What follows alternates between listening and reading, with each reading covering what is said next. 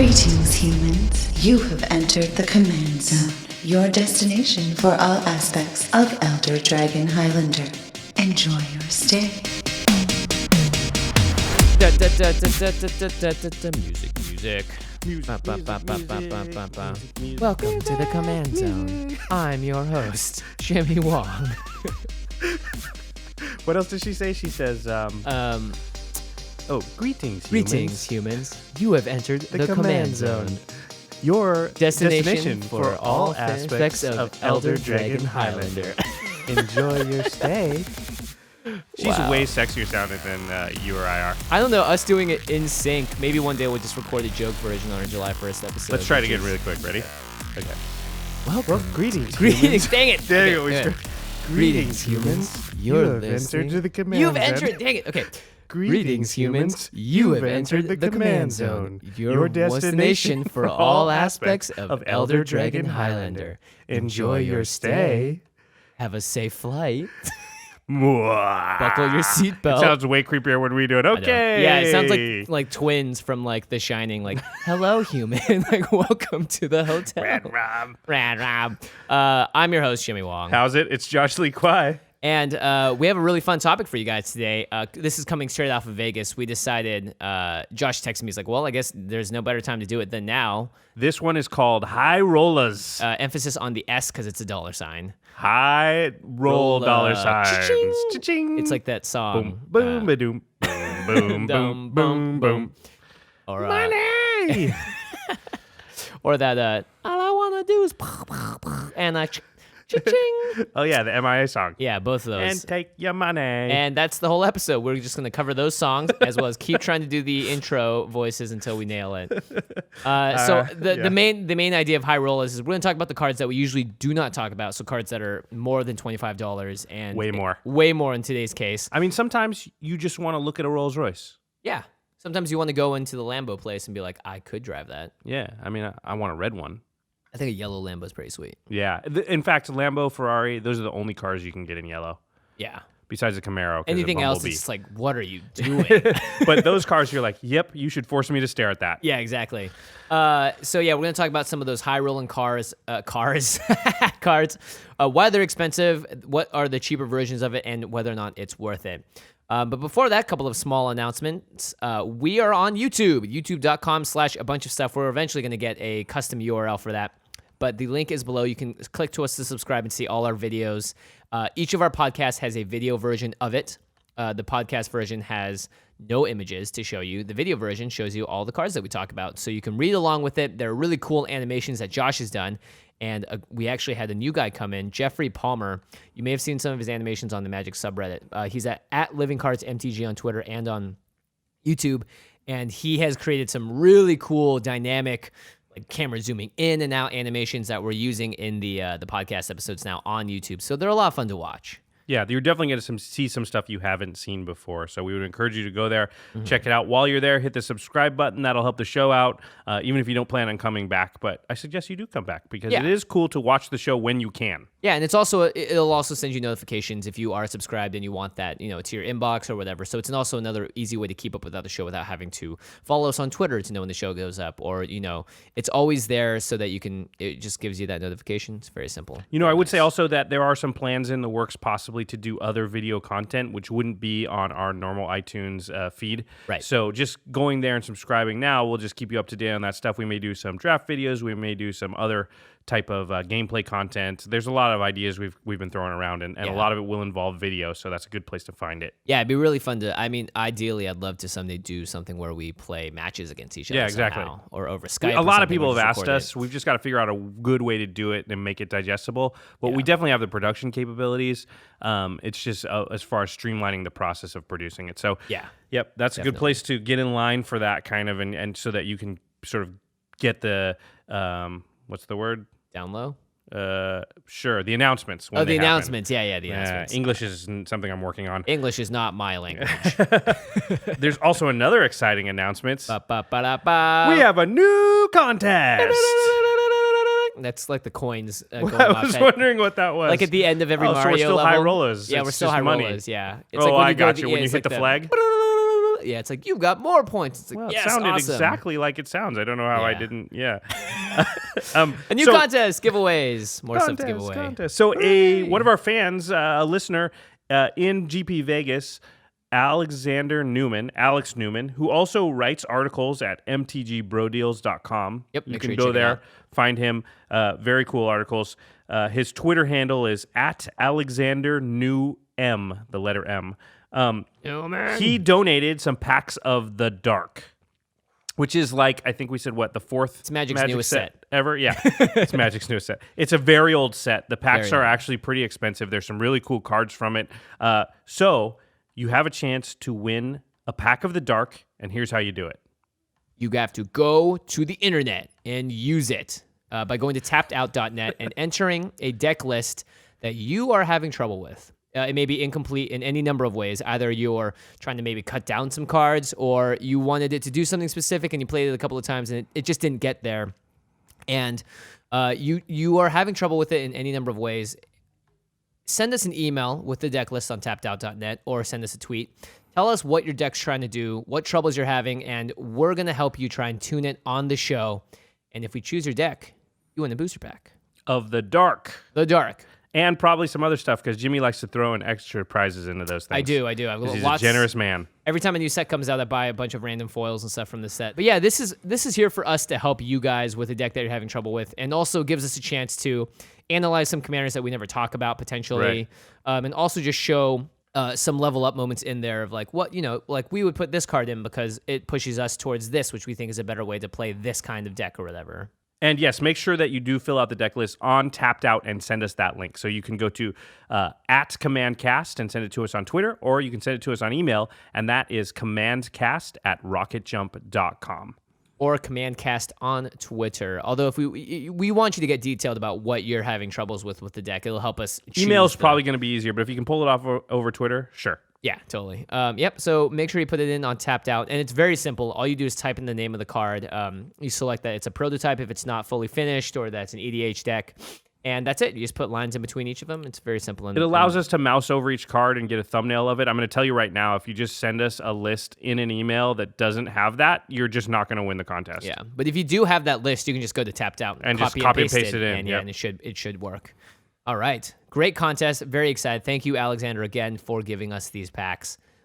We've never given away something like this before. It's always like the current set, this is really cool. This is really cool. Like, it's just, there's a lot of places where you would never even be able to find this. So. Oh yeah, totally. Yeah, pretty awesome. Definitely. Plus, it's a throwback to when I first started playing. Yeah, and it's the first set that Blood Moon was printed in, so it is truly. Do you know that those old packs only had like 8 cards in them? What? I totally forgot. Like, if you pick a pack of the Dark Up, you're like, where are all the cards? It only has 8 cards in it. Yeah, it's pretty crazy. So if you draft it, it will go around the table once. Yeah, exactly. you might have to draft 4 packs with that thing. Even more, because we have twice as many cards now. I don't know. It's crazy. That is crazy.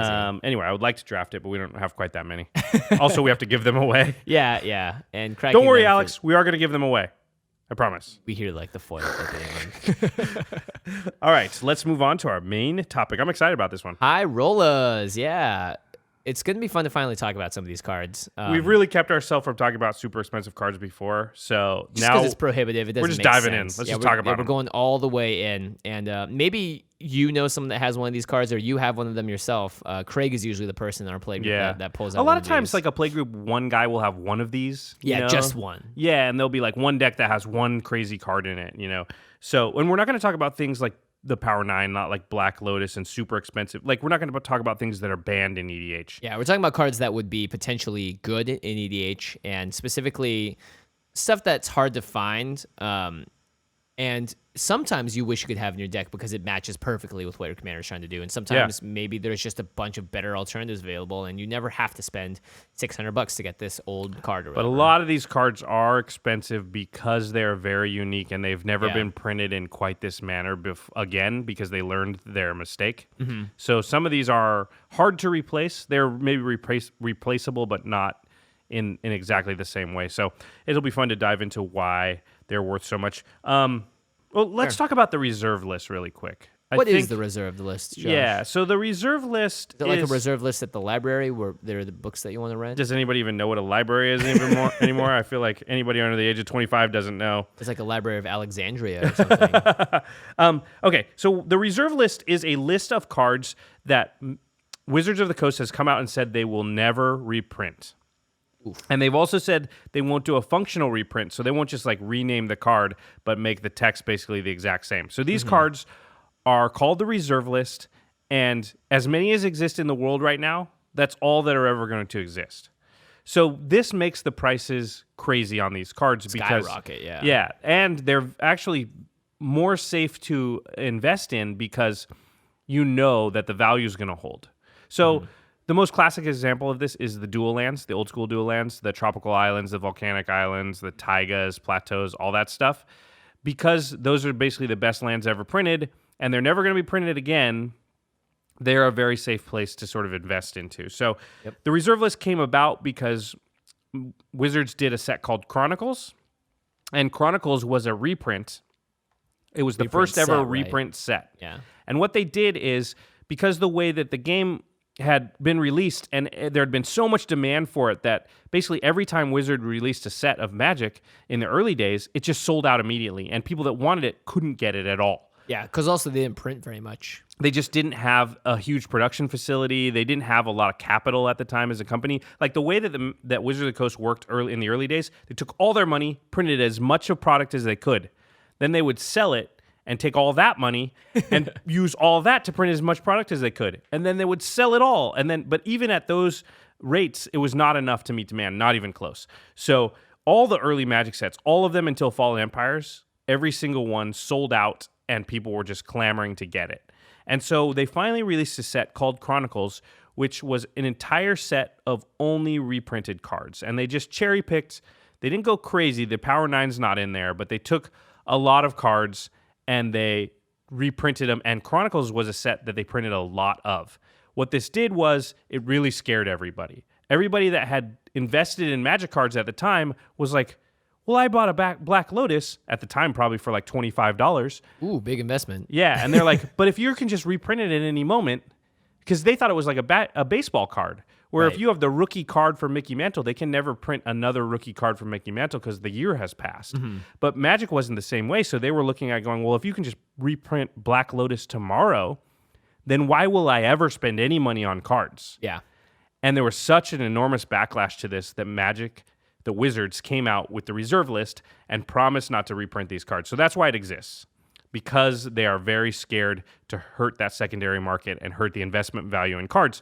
And they really, literally did not do an entire reprint set like Chronicles again until just a couple years ago when they did Modern Masters, the first one. Yeah, and they were very, very careful about how they did that, and it was very format specific, because Chronicles was just like, just print some more of the cards again, whatever, and they're like, uh-oh, that's going to hurt the market a lot, and a lot of people are very upset. So that's the reserve list, and there's some also, notably, there's some cards on the reserve list that are not good. Oh, there are tons that are not good because they just took like basically every rare at the time and just put it on the reserve list, and there's a bunch of those cards that are garbage, but they just still can't reprint them. Yeah. So there's going to be a lot of cards we're going to talk about that are on the reserve list. We'll try and note when they are, but not all of these that we're going to talk about are. Some are just expensive for other reasons. I would say in general, it's safer to purchase an expensive card that's on the reserve list than it is otherwise, because you just know they can't make more of those. So all right. Like rare Pokemon in the wild. Let me ask you a question. When would you purchase an extremely expensive card for a deck? Like, what are the circumstances if you were going to do it? The deck, again, we've talked about this a lot. There's 99 cards in your deck, and one of them being a $200 card and an $80 card or whatever, it's not going to affect how much you win so much to the point that you want to invest that as opposed to buying 8 cards for $10 a piece. That's going to really make a difference in your deck. So I feel like the only time I really do purchase expensive cards is out of impulse, or if I see something and I see a trend and I'm going, you know what, if I don't get this now, it's just going to be more and more prohibitively expensive in the long run. So if I don't buy it now, then I'm just going to hate myself if I don't do it later. That, and maybe if I'm just like, it's my birthday, I'm gonna buy a $20 card. But we're talking about $400 or $500 cards. Some of these. Honestly, the most expensive card I've ever bought was over $100, and it's one of the cards we're going to talk about today. Well, I would say the only time I would really consider it is if I had maybe a deck or two that was just supremely tuned, and so I've actually hit the point where the only way to improve it is to get one of these cards.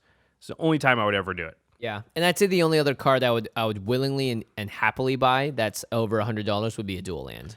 Right. Because those are the cards that no matter what the deck is, if it's in those colors, you can always use it. Whereas something that's very specific. Yeah, if you take that deck apart, that card's just... Yeah, it may be just not so great in other decks, and then you're thinking about how much you put into it, et cetera. So yeah, I think dual lands are the only time I'd really want to purchase an expensive card. And you're right. It's if your deck couldn't get better by any other means than getting this one card. Then I would think about it. Even then, I would probably just take that $500 and build an entirely new deck. But yeah.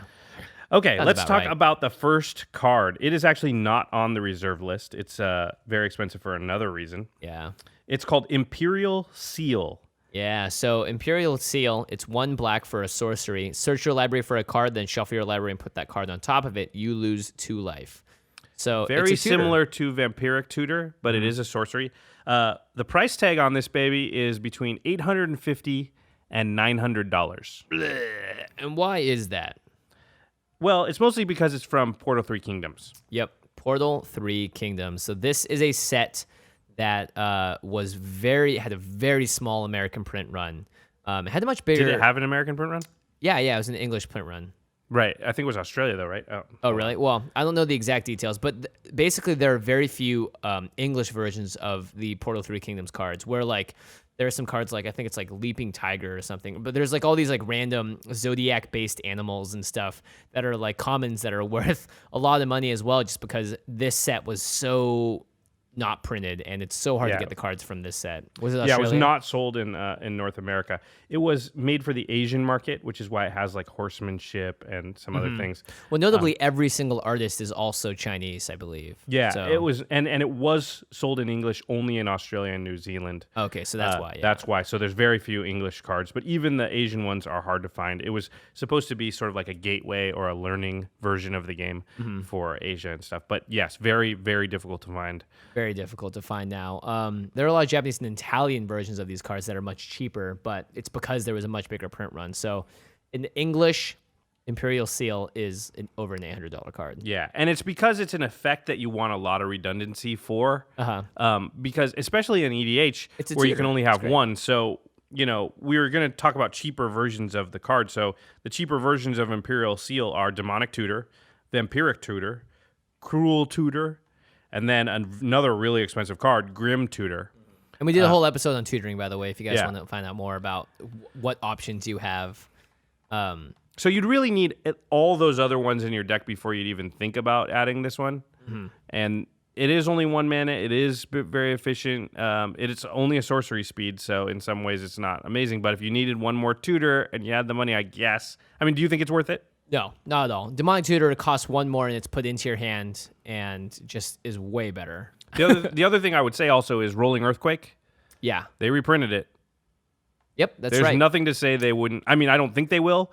I'm not predicting they will, but they could. Yeah, this like is not on the Cao reserve Cao, list. Lord of Way, they also reprinted in one of the From precons, Vault. right? Yeah, one of the From the Vaults. Oh, From the Vaults. So they have shown the ability to reprint cards from Portal 3 Kingdoms. I don't think they're going to do Imperial Seal, though. I don't think they would because they don't need to, because there are so many cards that do the same thing, but they could. So if I'm going to invest $900 in a card, I want to know they can't. Yeah, and whereas you can just spend 15 to 20 for a Demonic Tutor and get a much better card at sorcery speed. I would assume you wouldn't even be thinking about purchasing this card unless you already had Demonic Tutor, Vampiric Tutor, even Grim Tutor in the deck. Yeah, Vampiric Tutor is the best, I think, out of all of them because it's instant speed.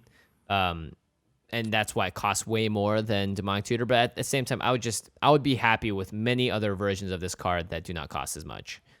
There is also a lot of colorless versions of cards like this, like Ring of 3 Wishes and stuff, where you can get cards and put them into your hand. So it's not necessary to get Imperial Seal. I think actually Demonic Tutor is the best one because the card goes directly to your hand, whereas Vampiric is onto the top of your library. But yeah, they're very close. This card not worth it. Yep. Next card is a $700 card. Timetwister. So this card is very bizarre. It was reprinted in Vintage Masters, so online only. It's the only one of the Power 9 that's not banned in EDH. Mm-hmm. That's right. And it is the Power 9, that's right. It's 2 and a blue for a sorcery. Each player shuffles his or her hand and graveyard into his or her library, then draws 7 cards. Then you put Timetwister into its owner's graveyard. So it's very similar to Wheel of Fortune, although Wheel of Fortune doesn't shuffle your graveyard into your library, but the drawing the 7 cards effect. I mean, why is it so expensive? It's never been printed since Unlimited. Yep, and it's part of the Power 9. It's part of the Power 9, yeah. It just has a lot of history behind it, but it's not worth it. There's nowhere near where this is worth it because there's so many other cards that do this similar effect. Yeah, let's go through some of the cheaper versions of this card. Sure. Wheel of Fortune, I already talked about. Yeah, Josh's favorite card. One of my favorite cards. Yeah. I think, was that my number 1 red card? I think it was. It could have been, yeah. There's a card. I would be surprised if it wasn't. I think it was. Fork might have been up there. There's a card called Windfall, which is actually also still in blue. It's 2 and a blue. It says each player discards his or her hand, then draws cards equal to the greatest number of cards a player discarded this way.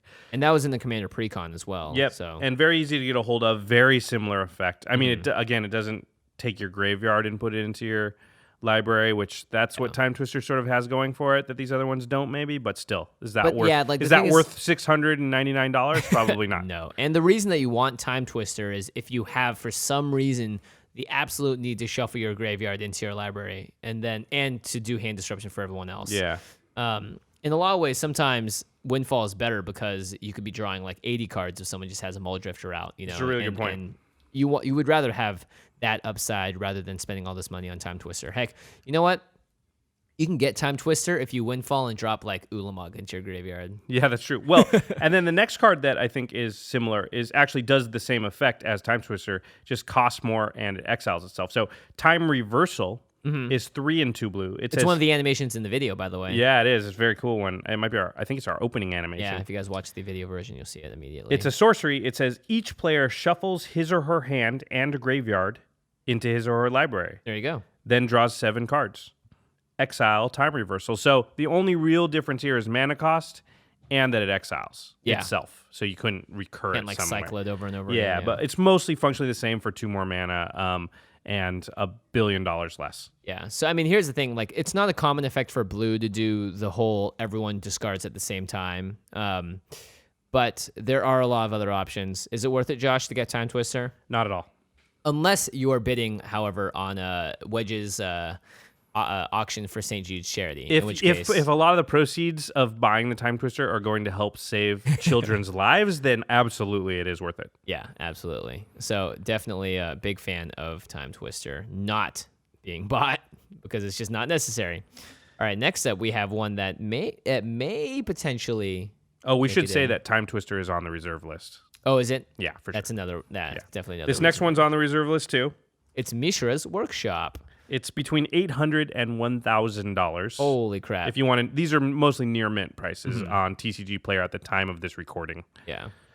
You want to read it? Yeah. So it's from Antiquities. It's a land that it's very simple. You can tap it to add 3 to your mana pool and spend this mana only to cast artifact spells. So this card's insane. Yeah. Oh, it's one of the most insane cards ever printed. A land that taps for 2 mana is totally broken. This one taps for 3. Yeah, and the big thing is just it's only for artifact spells. But the decks that want it, any deck that's like 90% artifacts, this is like so powerful. I mean, this is a vintage powerhouse. Better than right? a soul. It's like a Soul Ring first turn. Yeah, because it gives you 2 extra mana, and it doesn't cost the mana to cast the Soul Ring, so it is better. Yeah, it's insane. Yeah, this card is crazy. The reason it's so expensive, obviously, there was only one printing. And then lands that are overpowered are just always going to be crazy expensive because they just don't take a spell slot in your deck. It's like a free effect almost. Yeah. Because you're going to have land anyway, but this land just does more than your average land. Yeah, I don't think it's worth it unless you really have that dedicated artifact deck. But in that case, you really have already found a billion other ways to churn your artifacts out that you don't need to have this one specific land. I mean, like, sure, it makes your deck way more powerful, but There's so many other cards that do similar stuff that are let's talk just about as some good, of the if not cheaper better. versions. Well, the first one clearly is Temple of the False God. Yep, it taps for 2. It's a land that taps for 2 mana if you control 5 or more lands. Counting itself. Yeah, and so this is it's the commander land. This is the land It's very good. It's not actually that similar. It's hard to find cards similar to Mishra's Workshop is what I found, which does speak to how powerful it is. But yeah, it does create extra mana from a land. There is a Renowned Weaponsmith. Oh, yeah. This guy was printed in, was it Fate Reforged? M15, I think. Yeah, he's 1 in the blue, and you can tap him for 2 mana to your mana pool to only cast artifact spells or activate abilities of artifacts. Yep. So that's actually slightly more versatile than Mishra's Workshop because you can use it to trigger an ability on an artifact. Yeah, but it is only 2 mana. It does cost you 2 mana to put out. You can't use it the turn it came out. I mean, it's obviously way worse. It's just the closest thing. Somberwald Sage is similar. Tapper for 3 mana. You can only use it to cast creature spells. Yep. That's just sort of a one thing that gives you an influx of 3 mana. This next one is interesting. Oh, Untaidake, the Cloud Keeper. It was the legendary land from Champions of Kamigawa. Enters the battlefield tapped, and you can tap it to pay 2 life, add 2 to your mana pool, spend this mana only to cast legendary spells.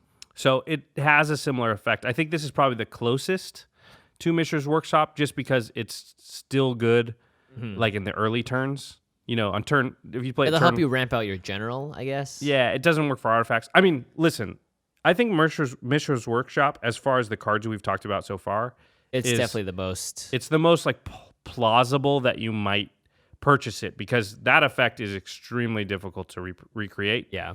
It will make your deck a lot more powerful whenever you draw it in the first 3 turns. Provided you have an artifact deck, which if you don't want this card at all. Yeah. And it is on the reserve list, so it's a pretty safe investment. Yeah, but you have to really be deep in artifacts to want this in your deck. Otherwise, it's definitely just kind of fringe. Oh, yeah, you wouldn't want it at all if you don't have at least half your deck's artifacts, even probably more. Yeah, absolutely.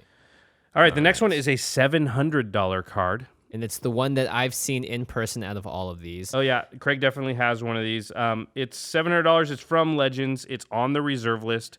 It's the Tabernacle at Pendrell Vale. Ooh, very nice. It's a legendary land, and it says all creatures have, at the beginning of your upkeep, destroy this creature unless you pay 1 colorless mana.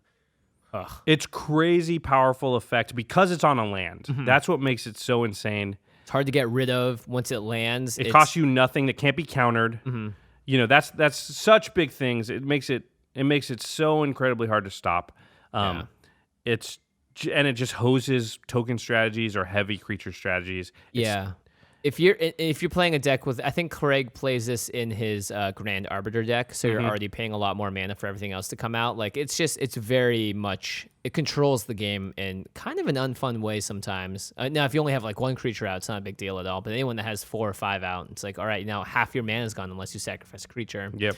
And if the deck that they're playing it in has other ways of making sure that you, like for instance, this would be great in your Derivi deck. Yep. That keeps people locked down. I'd love to have it. I just don't own one. Yeah, exactly. Token strategies are just completely hosed by this thing. Because Yeah. if you have 10 creatures, you're just going to have to let half of them go. Yeah. If you want to do anything. Now, this is a card that has a series of cards in Planar Chaos that take sort of these famous cards from the past and create them into creature versions. And Magus of the Tabernacle is a creature version of this that's much cheaper. It's 3 in the white for a creature that says, it's a 2/6, by the way. What a crazy stat for a 4-drop. It says, all creatures have, at the beginning of your upkeep, sacrifice this creature unless you pay 1 colorless mana. So it does the exact same thing as the Tabernacle at Pendrell Vale, but on a creature that is much easier to kill. It makes it way less powerful. It can be countered so that it never hits the table. It can be killed. It also forces you to pay at least 1 mana because it's a creature you're going to have to pay for. Yeah. So it's way worse, but it is a similar effect. I think actually Pendrell Mists is closer. It's an enchantment. It's 3 in a blue. It says each creature gains during your upkeep, pay 1 or sacrifice this creature unless you pay 1. Sorry. So it's the exact same as Tabernacle at Pendrell Vale, and it's on an enchantment. Now, it does cost 4 mana for that enchantment, and it's what we call a do-nothing enchantment in that it takes until their upkeep to do anything. So it gives them a lot of time to get rid of it. But it is it's pretty close. And because the price tag is such a huge gap, I mean, this is like $699 cheaper, then I think that any deck that wants Tabernacle at Pendrell Vale probably plays Pendrell Mist too. Yeah. Yeah. This next one, Vile Consumption. Looking at this, I realized I actually kind of want this in my Chaser deck. It's an enchantment for 1, a blue, and a black. It says all creatures have, at the beginning of your upkeep, sacrifice this creature unless you pay 1 life. Yeah. So it's very... Not mana, it's life. This is, I think, way better for EDH in some decks because it's like, hey, everyone gets to get drained equally like across the board because everyone's like, 1 life, fine, I'll pay it. But that adds up over time, clearly. Right. It's not as good, I think, because mana's way more of a limited resource than life is, at least at the beginning of a game. But it does have a similar effect in that it punishes you for having creatures. It forces you to change your gameplay in some way.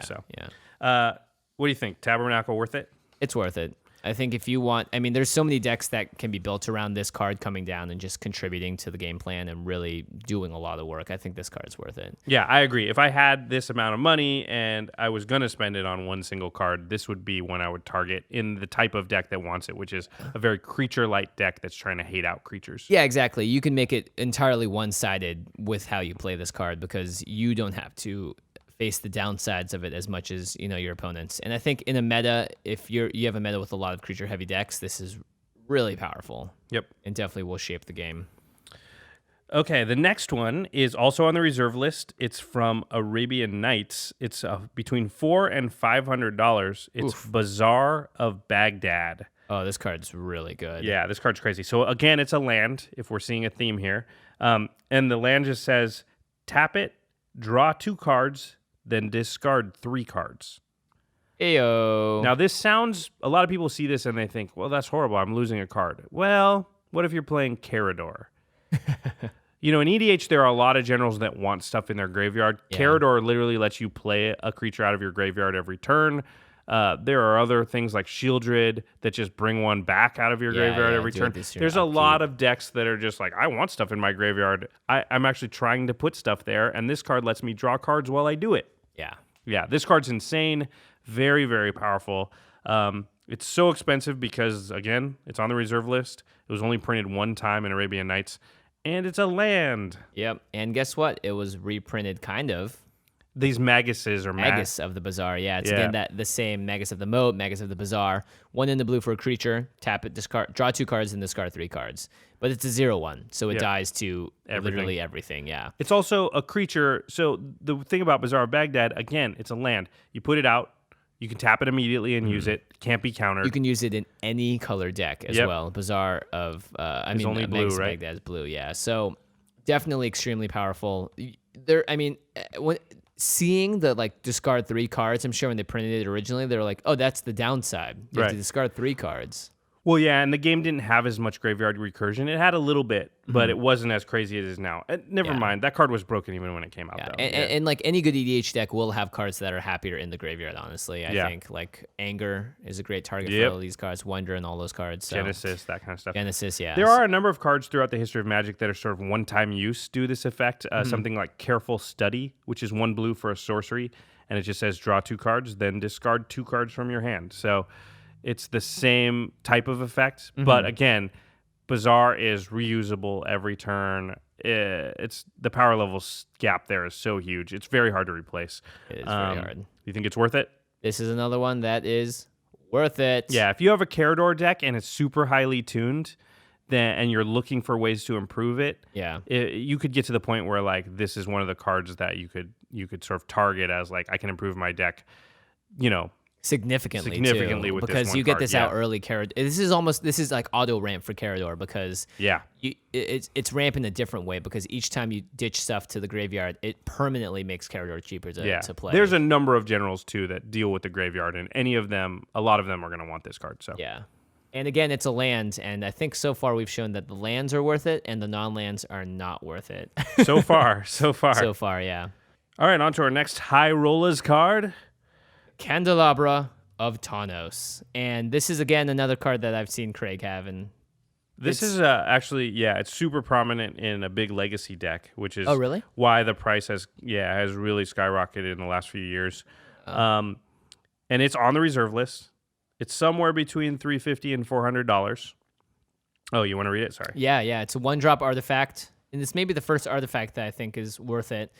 Pay X, tap it, untap X target lands.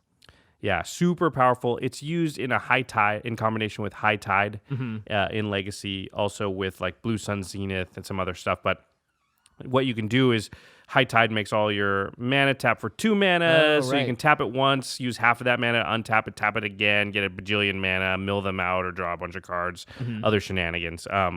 So it's really powerful. It's very powerful in our format. Yeah, because we have access to all the lands, and we have access to the lands that tap for 2 mana. We have access to potentially... I mean, if you have this with Mishra's Workshop, it's very, very powerful. When it was originally printed, you can understand why it was just like a meh card, because it's like untap X target lands. It's like, I don't get it. Like, why would I just want to untap the same amount of lands for X? There was also mana burn at that time. So, if you had too much mana somehow, then it would hurt you. So that was kind of a thing. It took a while for people to put all those pieces together and make this Legacy deck. It's been around for a while, obviously, at this point. It is a very powerful effect, though, because one of the best things you can do in our format is just create a lot of mana, because there's tons of cards that take advantage of having a lot of mana. Yeah, and there's so many ways to abuse this in different sets and different cards from different sets, so that's why it is it's an important card. So let's talk about some cards that are cheaper versions of this card. There's another Magus. Yep, Magus of the Candelabra. If you guys have been able to guess, they take the best word of the original card name, and then it's essentially the same. It's a 1-drop green human wizard. Pay X and tap him. Untap X target lands. Yep. I put this guy in my Tasker deck because I have a lot of the untappers in that deck to just generate a lot of value. And I think actually of the Maguses we've talked about so far, this is the closest to the original because the Candelabra does cost 1 mana to put out. So it's very similar in cost. That's right. Now, the Candelabra you can use the turn you cast it, which is a very big thing, whereas the Magus will have summoning sickness. But you just have to last 1 turn to sort of go off. It can happen. I think, the Magus in this case is a fair comparison. It's not as good, obviously, but it does a good approximation, especially considering the price cap. Yeah, and if you look at the art, he actually has the Candelabra in front of him, which is kind of cool. Yeah, except for that, if he has it, why am I just not using the Candelabra? He has to be the person behind it, operating it. Seems greedy. Yeah, it does seem pretty greedy. The next one that's similar is Doubling Cube. Oh, right. That is true. Doubling Cube does essentially do what this is doing at its best. Yeah, right? it's Doubling Cube is a 2-drop artifact.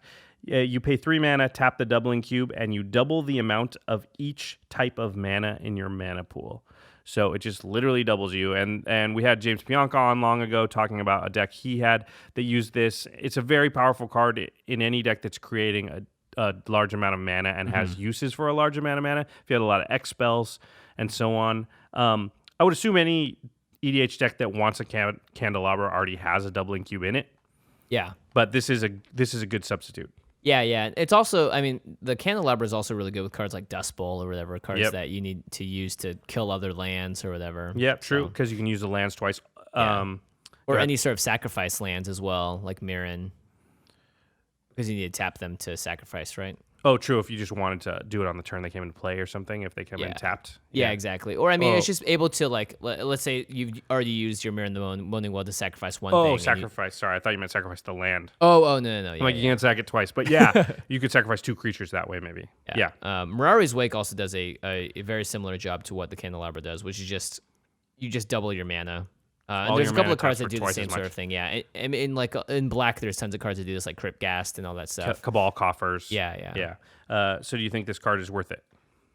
No, because Magus is there, and I think in general you want this effect in green decks anyway, so you're okay with it being in the Magus of the Candelabra. Well, that's one thing we didn't really cover, but the fact that the Candelabra can go in blue decks, can go in red decks. I would say if you're playing green, you don't need it. True. If you're playing another color, then maybe you do. It just really depends. Your deck would really need to or want a lot of mana or have a lot of utility stuff. I think in general, I agree with you. I don't think it's worth the price tag. Yeah, there are just better ways to ramp without having to pay $400 for it. Good point. No. Next on the list, we have just all of the original dual lands. So Underground Sea, Badlands, Tropical Island, Bayou. And if you guys don't know what these are, they are essentially the best lands ever printed, in my opinion, because they count as an island. And, well, I mean, no. Okay, so if let's say it's a Tropical Island. It's a green-blue land. It counts as a forest and an island, so you can fetch it with the fetches. And it doesn't come into play tapped, and it just you play it, and it's a land, and it taps for both colors of mana, whichever one you want. It's basically exactly the same as a shock land, except for it doesn't have that little thing where you have to pay 2 life. Or it comes into play tapped, yeah. Yeah, it just comes in untapped and doesn't cost you life anytime. So super, super powerful. There's 10 of them, one for every color. On the restricted list as well. Yep, they are all on the restricted list, so they will never be printed again. They're between $100 and $200. About some will go a little lower, some a little higher. And that's all based on sort of legacy and vintage decks. They are. You have to have them to play in legacy. Which is why the blue-red one, Volcanic Sea, is the cost the most, correct? That's the most powerful color combo. Underground Sea is black. Underground Sea? Black-blue, I think. Black is the blue, most. okay, yeah. Tropical Island might be up there. I don't know Ocean, which one. I don't know what they are. I mean, I don't own many of these, so I don't actually know the names very well. I used to have a lot. I still have quite a few. These, yeah. So what are some cheap versions of these? Well, the Shocklands are very good substitutes. They just cost you a little extra life, but in our format, we have extra life to give, so they're pretty close. The burn lands that burn you for 1 to tap for the other colors. Yep. They've been printed a bunch. They came out in Pain M15 lands. again. Yep. Yeah, Pain lands, right. Fetch lands do a decent job. Now, a fetch land, once you crack it, it doesn't produce both, but at the time that you do, you can choose either one. Yeah. The tri-lands, they do come into play tapped, but they actually tap for 1 additional color, so you sort of make up some of that downside.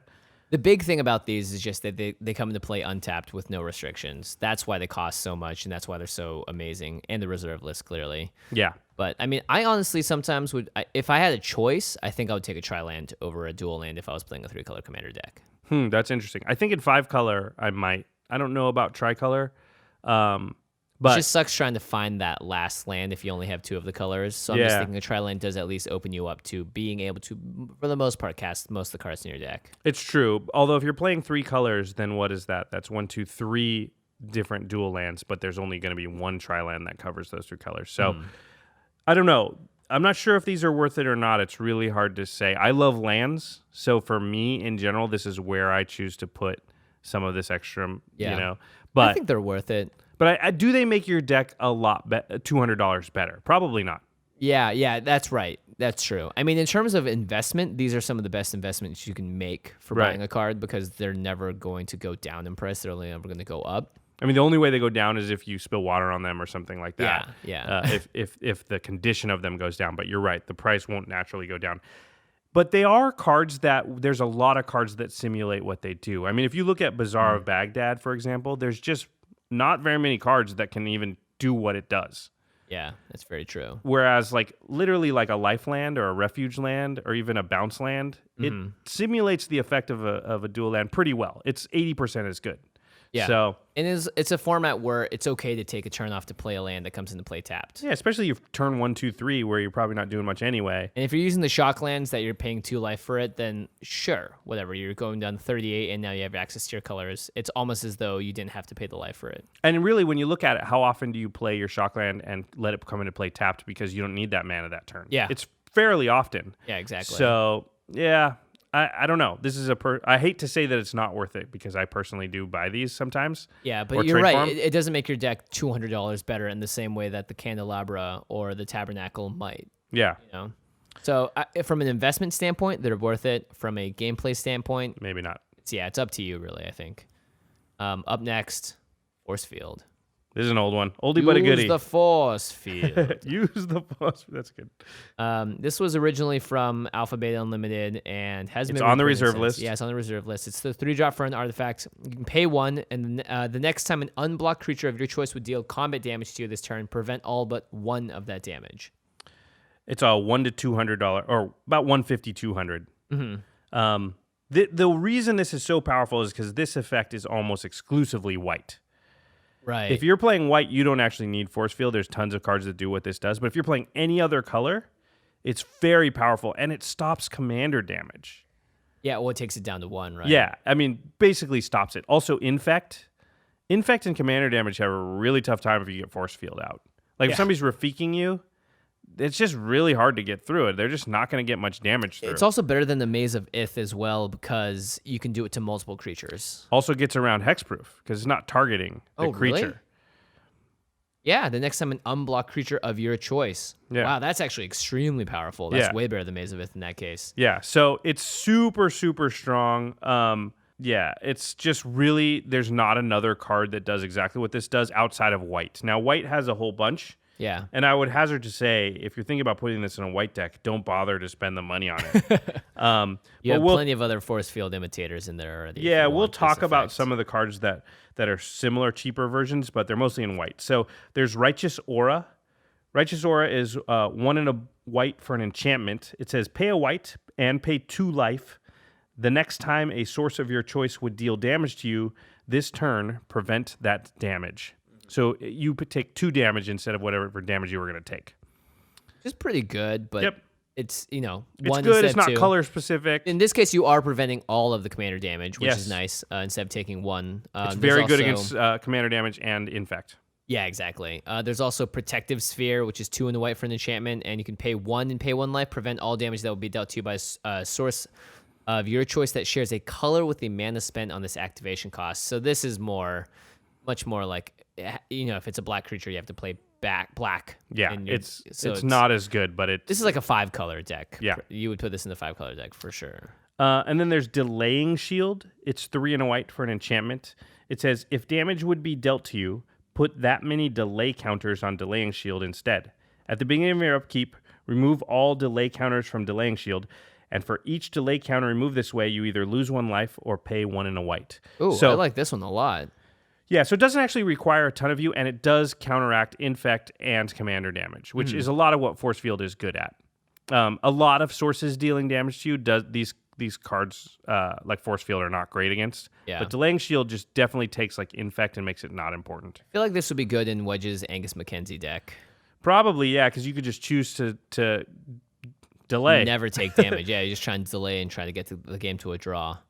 So what do you think? Forcefield, worth it? Only if you are having real problems getting killed all the time. I think if you're in a meta that's got a lot of infect and or a lot of like Voltron, then it might be worth it. Buying a card for this much money that's just for your meta though seems not. Yeah, it seems a little loose. I don't know. I feel like it's not as expensive as some of the cards we've talked about though. I mean, 150 is a lot, but it's on the edge of like, I would think about buying a card for $100 in a deck if it had a big impact. So if I had the type of deck that just literally wanted to survive, I might think about it. Yeah, I think this one feels like it's dependent on your meta. Yeah, I don't know. I don't think I'd buy this card if I really needed it. I would just find other. I would play Propaganda. Yeah, it's true. I'd play cards that just stop you from attacking you outright, so you don't need to pay. I'd rather force them to pay the mana than have me pay the mana. That's a good point. And I'd rather spend that money on this next card, which is Mana Crypt. Mana Crypt, oh, so good. It is not on the reserve list, notably. It is not. The price tag's about $150 right now. And the mana cost is about $0. Yeah. Because it's a 0-drop artifact. At the beginning of your upkeep, flip a coin. If you lose the flip, Mana Crypt deals 3 damage to you, and that's it. Just kidding. You can tap it to add 2 colorless to your mana pool. So it's a Moxen or a free Soul Ring. It's a free Soul Ring is how I say it. It's a Soul Ring that costs 0, but every once in a while it deals 3 damage to you, about half the time. Pretty freaking good. Amazing. It's really expensive because it was a book promo. Yeah, it would come in a book. Yeah, and so there just wasn't a ton of them made. And they have a judge foil of it. That's very they did a judge foil too, which the judge foil is even more expensive. Yeah. Yeah. Here's the thing: this card isn't that necessary because everyone has Soul Ring. And but everyone I think, has, like other versions, like but Mana it's Vault. so good. It's so good though because you can drop it on turn 1 with the same as a Mox. Yeah, it's probably better than a Mox in our format because the 3 damage is negligible. So what this basically reads is a Soul Ring that costs 0 and does 1.5 damage to you per turn. Yeah, that's actually a really good way of looking at it. And that is amazing. Think about your turn 1s you can have here. You can play a land, a Soul Ring, a Mana Crypt, and then from there you can bust out a creature probably. If you have artifact creatures, you can bust out like Lightning Greaves. You can put out equipment. You can do just so much and just empty out your hand onto the board and be like, all right, can anyone keep up with that? Yep. Cheaper versions are things like Soul Ring, Mana Vault, Grim Monolith. All mana rocks are cheaper, somewhat, sometimes crappier versions. Well, none are as good as Mana Crypt. Yeah, because it costs 0 to put out. And there's also a lot of other cheaper versions of this same card in like Italian and other languages. So if you really wanted a Mana Crypt, you can actually get a cheaper version that's just not going to be in English. Yeah, which I think is a really good idea. Because I would say this is one of the more worth it cards. Mm-hmm. It just goes in every deck. Yeah. Like, if you own a Mana Crypt, you can use it in any of your EDH decks. All of them will be better if they have this card. It's just as good as Sol Ring, maybe better. Yeah, it's pretty solid. Yeah. I think this card's worth it. Yeah. In any deck. Literally any I mean, if you EDH have deck. $150 burning a hole in your pocket right now, then of the cards we've talked about so far, this is the one I'd be most likely to get. Yeah, because it fits in every single deck. Yep. And it just is so powerful. The 3 life you're losing every turn potentially is negligible. And it just puts you out to this in your opening hand just means you're in such a better position than everyone else. Yeah, way better. It's crazy. It's like having a first turn Sol Ring, but better, if that's even possible, which it is, evidently. Yeah. All right, we got one more card on our high rollaz list today to do. This one is also on the reserve list. Mm-hmm. It's between $120 and $150. Yeah, it's called Diamond Valley. And it's a land, and you tap it to sacrifice a creature. You gain life equal to the sacrificed creature's toughness. Very strong. Very strong. It's a 1 of Printing in Arabian Nights. It's a land as a sacrifice outlet that I mentioned earlier. Like, other cards that do this are High Market, Mirror in the Moaning Well. Phyrexian Tower. Yeah. Those do tap for mana. Fortunately. Yeah. This one does not. This one does not. Also, some of them only give you 1 life. Yeah. Some of them you gain life. Some of them you... gain mana. Yeah. I think Mirren gains you life equal to the creature's toughness that you sacrifice. Yeah, and High Market is just 1 life. I think High Market is the best of these cards because you can tap it to add the colorless mana, and you can also just use it to tap to sacrifice a creature, and you gain just 1 life. Yeah, and generally, you don't care about the amount of life you're gaining. That's just like a bonus. It's really the sacrifice effect that you want. So in that case, High Market's just as good and way cheaper. Yeah, way, way cheaper. Diamond Valley is good if you need a lot of sacrifice outlets that are not like artifact-based, like Phyrexian Altar and stuff. Mm-hmm. It would be good in the Child of Alara deck I talked about a few episodes ago because Child of Alara destroys anything like Phyrexian Altar, but it doesn't get rid of lands. Mm-hmm. So even then, I think for the price tag, it's not worth it. I'll put Mirren in, I'll put Phyrexian Tower in, I'll put High Market in and just call it good. If you're really starving for that extra sacrifice outlet, then it can be worth it. But otherwise, I just don't think, at that price, I just can't imagine it. Yeah.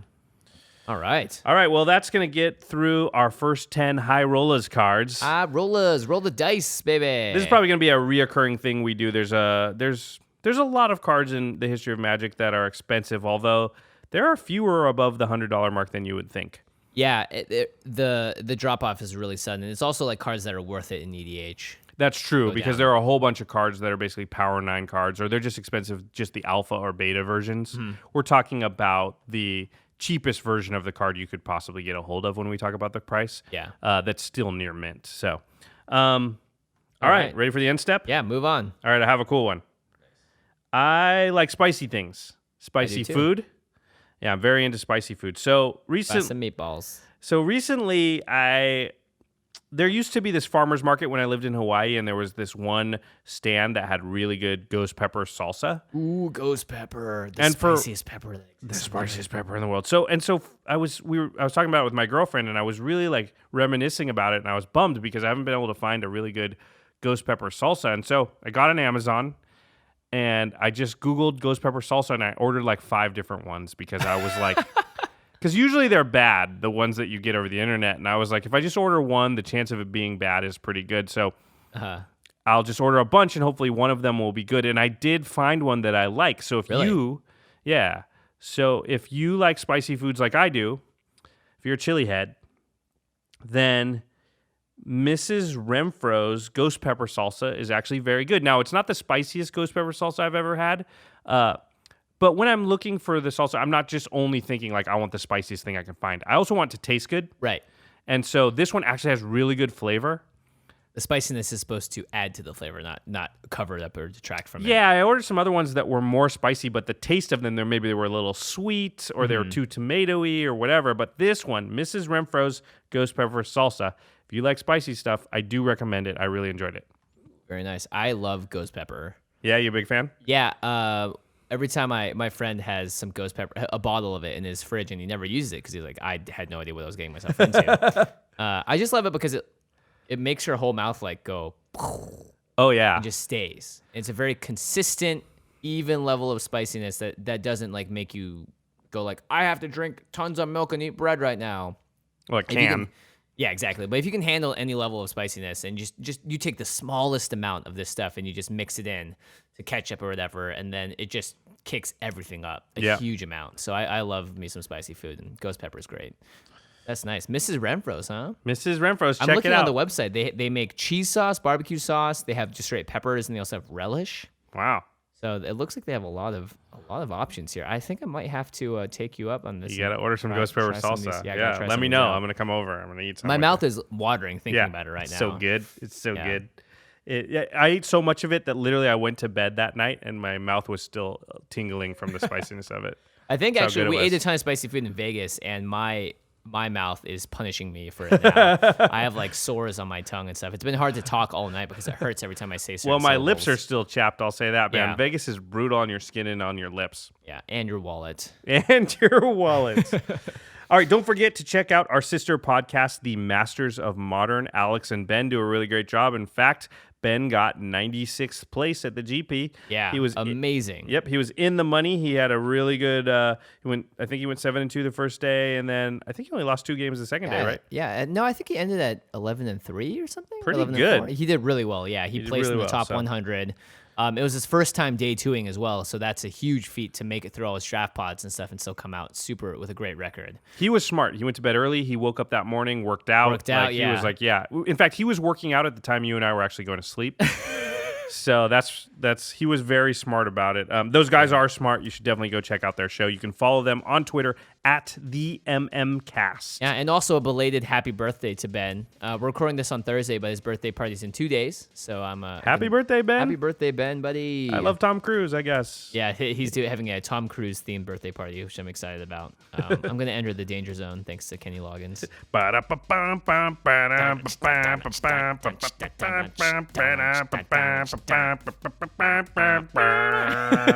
Okay, we'll stop now. I was like, should I keep going? I'll keep going. We could have done the whole song. Yeah. All right. Our editor on the show is Eli Cuevas. Special thanks to Geoffrey Palmer for doing the living card animations on the video. Everybody, thanks for listening. See you next time. Peace.